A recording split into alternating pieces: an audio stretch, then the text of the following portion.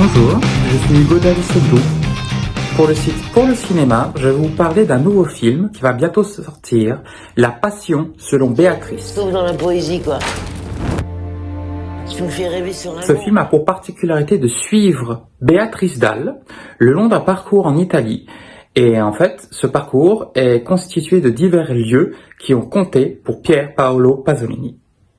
Béatrice Dalle a été particulièrement marquée par cet auteur italien, par sa poésie. Et c'est toute la particularité du film qui lui rend hommage par son esthétique, le noir et blanc qui est utilisé, les diverses musiques qui appartiennent à ce film, et notamment celle de La Passion selon Saint Matthieu, qui est un des films mythiques du grand maître italien.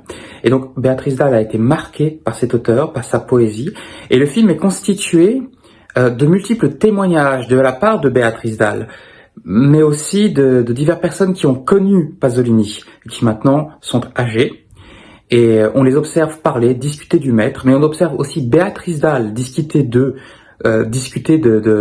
Pier Paolo Pasolini, de ce qu'elle aime dans cette œuvre.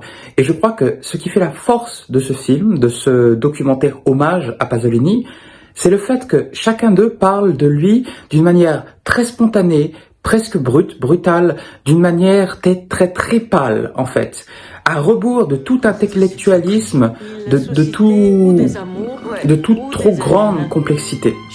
En fait, ils parlent avec leur trip de cet auteur. Et je trouve que c'est ça qui lui rend particulièrement hommage. Parce que si Pasolini, aujourd'hui, c'est un auteur qui est très partagé par une certaine intelligentsia, qui est admiré par une certaine intelligentsia, on oublie un peu trop souvent que l'une des particularités de sa poésie, c'est qu'elle n'est pas juste belle, c'est qu'elle n'est pas juste complexe, c'est qu'elle est aussi très viscérale, très spontanée, très instinctive en réalité. Et toutes ces conversations instinctives de toutes ces personnes qui lui vouent une véritable admiration, je trouve que c'est ce qui rend le plus grâce à son talent, à la force de sa poésie qui nous parle toujours, encore aujourd'hui. Et donc, je vous invite naturellement à voir ce film qui est un bel hommage et qui montre à quel point Pasolini, encore aujourd'hui, est un auteur, un artiste vivant qui continue de parler.